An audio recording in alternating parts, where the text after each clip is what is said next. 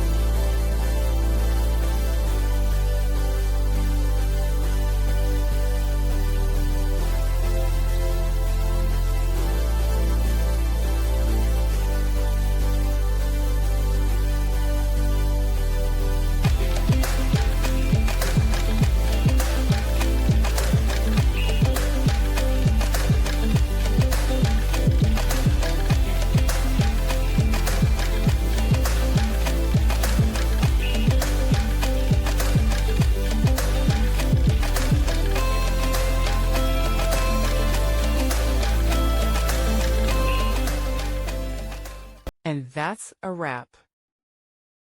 I hope you found the answer you were looking for. If you did, take a second to hit that subscribe button. It really helps out. And let me know in the comments which solution worked best for you. See you next time in the debug zone.